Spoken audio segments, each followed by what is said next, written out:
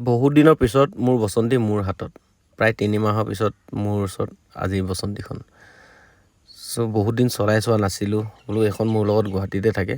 সেইবুলি এইখন লৈ মই টুৰিষ্টক নুঘূৰাওঁ আপোনালোকে নাভাবিব যে মই এইখন গাড়ী লৈ কিনে টুৰিষ্টক ফুৰাওঁ মই বেলেগ আছে সেয়াও দেখাই আছোঁ বৰ্তমান আজি যেহেতু এখন মোৰ হাত পালেহি সেইকাৰণে বোলো অলপমান চলাই চাওঁ কেনেকুৱা হৈ আছে কি নাই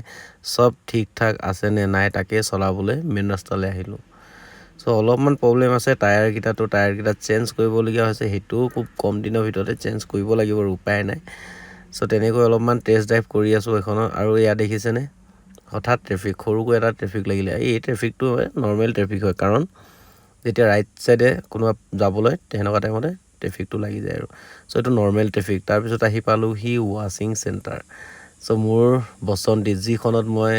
সকলো ঠাইতে ঘূৰি ফুৰোঁ নৰ্থ ইষ্টৰ যিকোনো ঠাইলৈ ঘূৰাওঁ মানুহক ঘূৰাই ফুৰোঁ সেইখনেই হ'ল এইখন মোৰ ৰাণী এয়াই হ'ল এইখনতে মই টুৰিষ্ট ফুৰাম বাহিৰৰ যিবিলাক টুৰিষ্ট আহে ফুৰিবলৈ তেওঁলোকক এইখন গাড়ীতে ফুৰাওঁ আৰু আজি যিহেতু অহা কালিলৈ মোৰ মেঘালয় বুকিং আছে তাৰ কাৰণে গাড়ীখন ধুনীয়াকৈ চাফ চিকুণ কৰি ধুই আছোঁ কাৰণ লেতেৰাকৈতো নিলে নহ'ব সেইকাৰণে পৰা ধুই আছোঁ আৰু আমি গাড়ী ধুওঁ সদায় NH37 কাৰ ৱাশ্বিং NH37 কাৰ ৱাশ্বিঙতে প্ৰায় আমি গাড়ী ধুবলৈ আহোঁ একদম সুন্দৰকৈ গাড়ী ধুই একদম ক্লিয়াৰ কৰি থৈ দিয়ে তাৰপিছত আমি নিবলৈ আহোঁ এয়া চাওক গাড়ী ধুই ক্লিয়াৰ হৈ গ'ল আৰু এতিয়া যাওঁ ৰুমলৈ চাওক ভিতৰখন দেখাই দিছোঁ কেনেকুৱা হৈছে দৰ্জা খুলি সোমাই আপোনালোকক ভিতৰখন দেখাইছোঁ চাওকচোন এবাৰ ভালকৈ ভাল লাগিছেনে একদম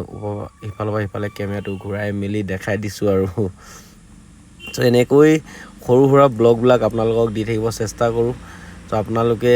যাতে কেনেকুৱা পায় জনাব এবাৰ লাইক কমেণ্ট বা শ্বেয়াৰ কৰিবলৈ পাহৰি নাথাকিব সৰু সুৰা এইবিলাক এটা মিনি ব্লগ হয় তাৰপিছত এতিয়া ইয়াৰ পৰা ওলাই আৰু বেলেগ কাম আছে দিন যোৱা সৰু সুৰাকৈ এইটোৱে দেখালোঁ আপোনালোকক চাই থাকক